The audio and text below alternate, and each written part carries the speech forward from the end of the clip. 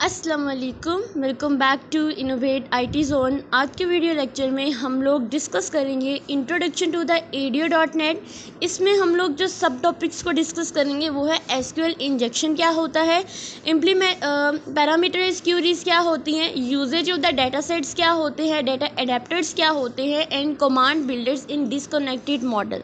ठीक है, तो आज की वीडियो लेक्चर में हम लोग इस इंट्रोडक्शन टू ADO.NET और इसके सब टॉपिक से रिलेटेड सारे के सारे कॉन्सेप्ट जो हैं वो क्लियर करने वाले हैं। तो चलते हैं हम लोग अपनी आउटलाइन की अपने नोट्स की तरफ। तो सबसे पहले मैंने इनको ऐसे सेट करके रखा हुआ है कि सबसे पहले हम इंट्रोडक्शन टू .NET और इसके सब टॉपिक्स डिस्कस करेंगे। सब टॉपिक्स में जो SQL इंजेक्शन है उसमें जो चीज़ हम लोग डिस्कस करेंगे वो है इसकी डेफिनेशन और इसके रिस्क देखेंगे। देन इन ये जो रिस्क आते हैं SQL इंजेक्शन से, इसको प्रिवेंट करने के लिए हम लोग क्या करेंगे ये देखेंगे। पैरामीटराइज्ड क्यूरीज देखेंगे, इसकी भी डेफिनेशन देखेंगे और इसको SQL इंजेक्शन को प्रिवेंट करने के लिए हम लोग पैरामीटराइज्ड क्यूरीज का कैसे यूज़ करते हैं इनको देखेंगे।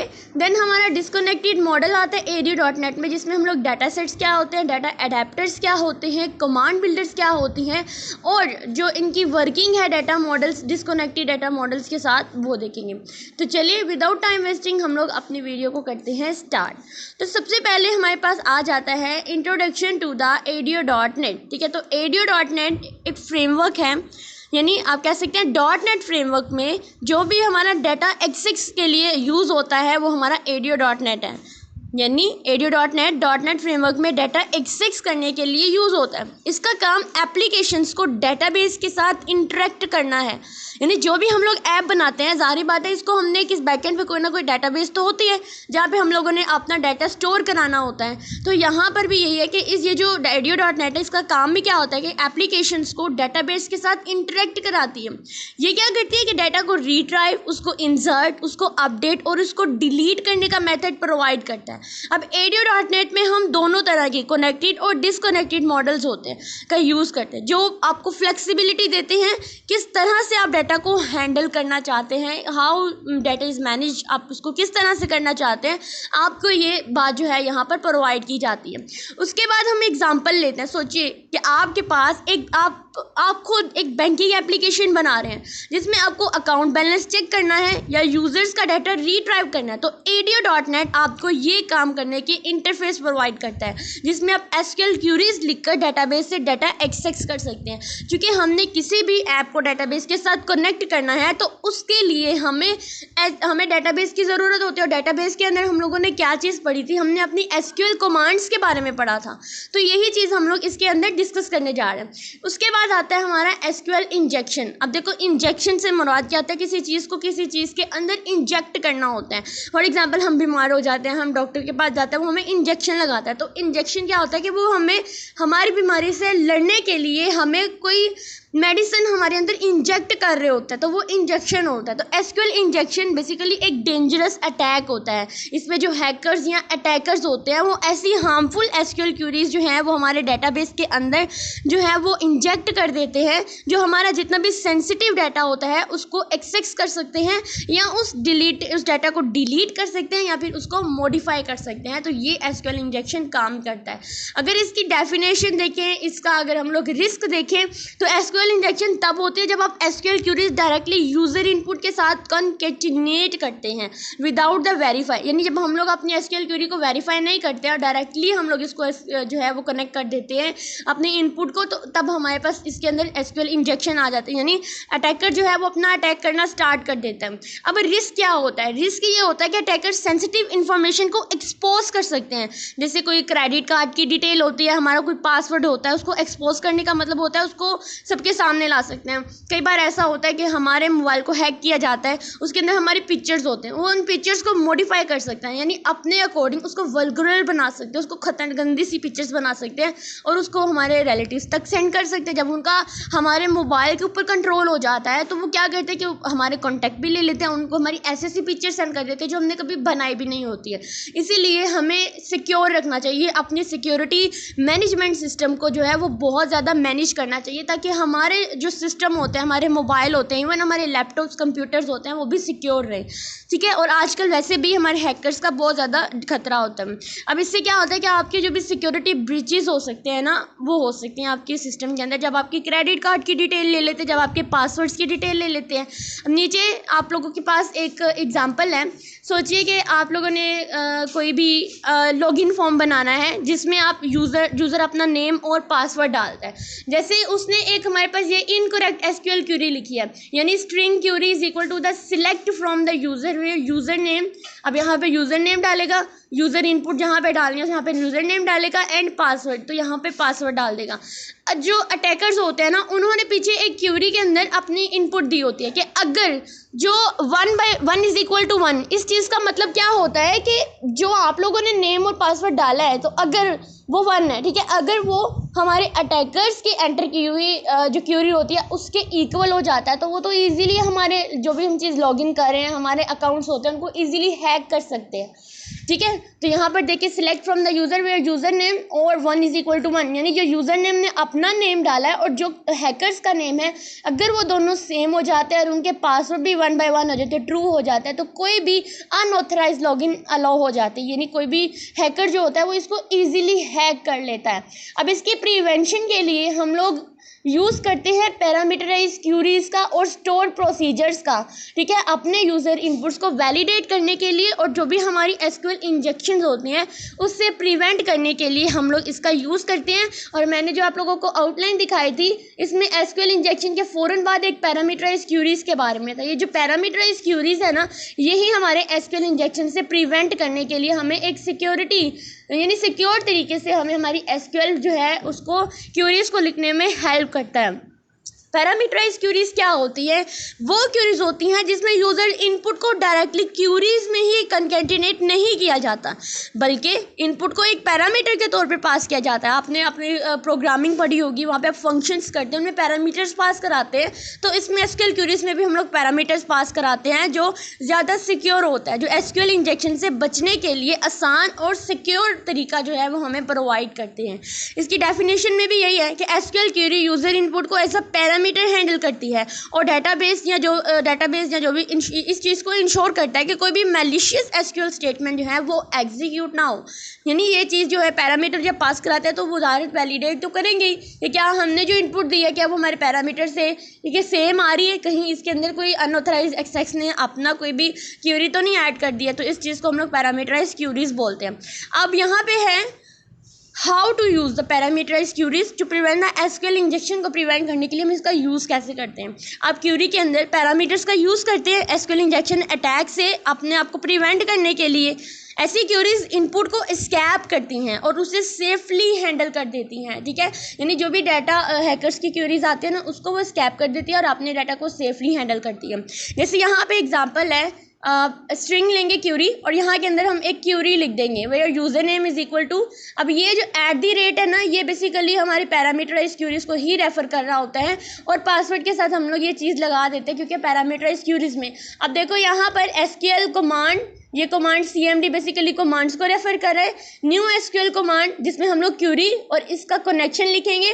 देन क्यूरीज में क्या क्या है, यूज़र का नेम हम डालेंगे, उसमें यूज़र इनपुट देंगे, फिर हम पासवर्ड डालेंगे और पासवर्ड इनपुट देंगे। और ये मेरे पास क्या थे, ये मेरे पास पैरामीटराइज कमांड्स थी जिसका हम लोगों ने यूज़ किया है, ठीक है। उसके बाद यानी इस तरह से हम लोग अगर पैरामीटराइज क्यूरीज को करना सीख जाता है तो हमारा डाटा ज़्यादा सिक्योर हो जाता है। उसके बाद हम लोग बात करेंगे disconnected models in the ADO.NET के अंदर हम अपना डिस्कनेक्टेड मॉडल्स का यूज़ करना सीखेंगे। तो सबसे पहले देखिए डिस्कनेक्टेड मॉडल इन ADO.NET। तो सबसे डिस्कनेक्टेड मॉडल का मतलब होता है कि आप जब डाटा रिट्राइव करते हैं तो डेटाबेस के साथ कनेक्शन हमेशा एक्टिव नहीं रहता, वो डिस्कनेक्ट भी तो हो जाता है ना।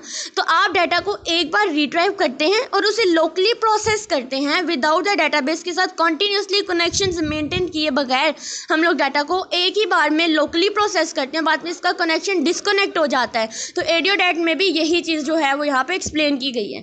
उसके बाद आता है डेटा सेट। डेटा सेट क्या होता है जिसको हम लोग यहाँ पे डिस्कस करेंगे। डेटा सेट एक इन मेमोरी ऑब्जेक्ट है जो मल्टीपल टेबल्स को स्टोर कर सकता है बिना डेटाबेस के साथ कनेक्टेड रहे, यानी डेटाबेस के साथ कनेक्ट भी ना हो तब भी मल्टीपल टेबल्स को जो स्टोर कर सकता है, इसको हम लोग बोलते हैं डेटा सेट, क्योंकि ये एक इन मेमोरी ऑब्जेक्ट होता है। इसका मतलब आप डाटा को रीड्राइव करके अपनी एप्लीकेशन में सेव करते हैं और फिर उसे मैनिपुलेट भी कर सकते हैं। सोचिए, अगर मैं आपको यहाँ पे एक एग्जांपल देती हूँ, क्या सोचिए कि आप एक कस्टमर मैनेजमेंट सिस्टम बना रहे हैं।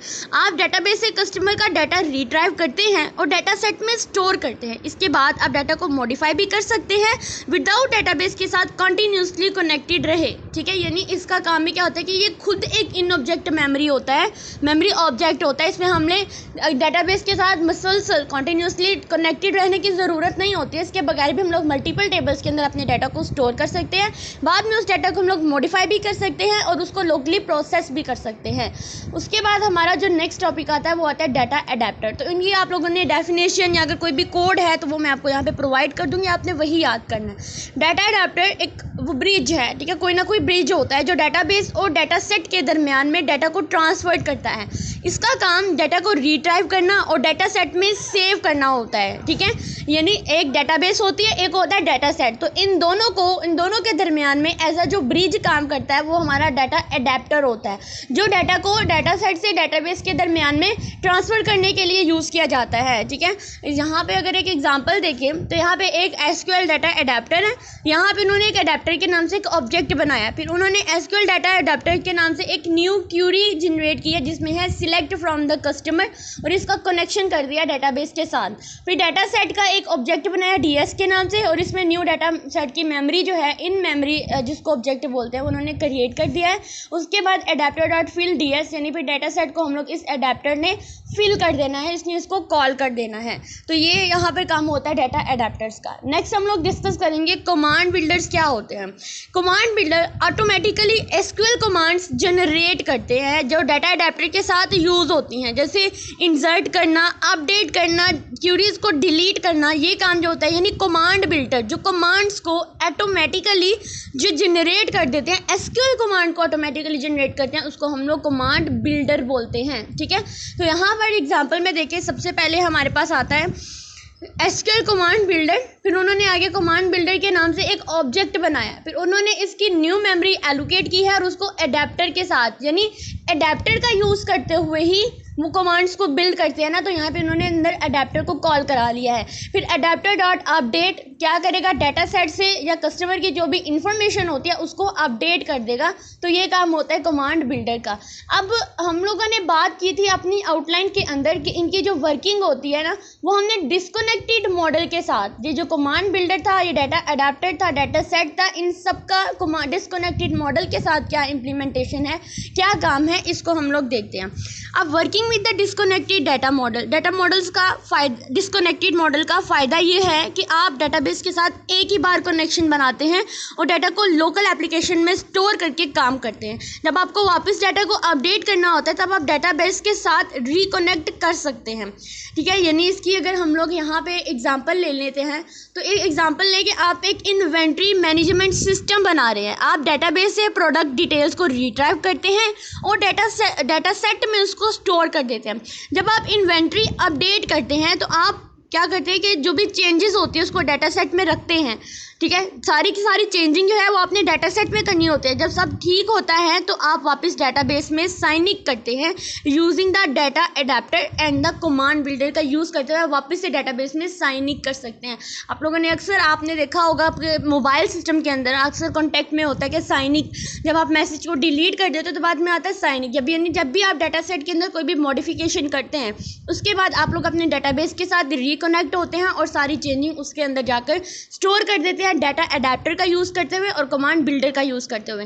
डाटा अडेप्टर का यूज़ किस तरह से करते हुए कि आप लोग डाटा अडेप्टर जो होता है वो डाटाबेस और डाटा सेट के दरमियान में एज अ ब्रिज काम करता है। यानी कि डाटा सेट में जो भी चेंजिंग करते हैं फिर डाटा अडेप्टर के थ्रू आप उसको डाटाबेस में स्टोर करा देते हैं। और कमांड बिल्डर का क्या काम करता है कि ये डाटा अडेप्टर का यूज़ करते हुए कमांड्स को ऑटोमेटिकली जनरेट करता है, ठीक है। तो आज के इस वीडियो लेक्चर में हम लोगों ने डिस्कस किया था ADO.NET के बारे में, जो कि एप्लीकेशन को डेटाबेस के साथ इंटरेक्ट कराने का काम करता है। ठीक है, आपको डाटा एक्सेस करने का डिफरेंट मॉडल्स भी देता है। SQL इंजेक्शन का बात की, जो कि एक डेंजरस अटैक होता है जो कि आपके डाटा सिक्योरिटी को नुकसान पहुंचा सकता है। इसलिए हम लोग क्या करते हैं, इसके लिए पैरामीटराइज्ड क्यूरीज का यूज़ करते हैं, जो कि बहुत ज़रूरी होती है। उसके बाद हमने डिस्कनेक्टेड मॉडल का पढ़ा कि आपको फ्लेक्सिबिलिटी देता है, आप डाटा को लोकली मेमोरी में हैंडल कर सकते हैं विदाउट डेटाबेस के साथ कनेक्शन कंटिन्यूसली रखे बगैर। तो फिर हमने डाटा सेट, डाटा एडाप्टर और कमांड बिल्डर के बारे में पढ़ा, जो आपको डाटा को फेच करने और उसे अपडेट करने में हेल्प करता है विदाउट बार बार, यानी कि अगेन एंड अगेन जो भी हम लोग डाटाबेस के साथ कनेक्ट करते हैं उससे। तो ये थे आज के हमारे टॉपिक, हमारे इंट्रोडक्शन टू ADO.NET और उसके जितने भी सब टॉपिक थे। Hope so you will be enjoy this lecture and इससे रेलिवेंट आपको कोई भी क्वेश्चन हो आप लोग मुझे कमेंट सेक्शन में ज़रूर पूछें। वीडियो अच्छी लगी हो वीडियो को लाइक करें और मेरे चैनल को ज़रूर से सब्सक्राइब कर दें। Thank you.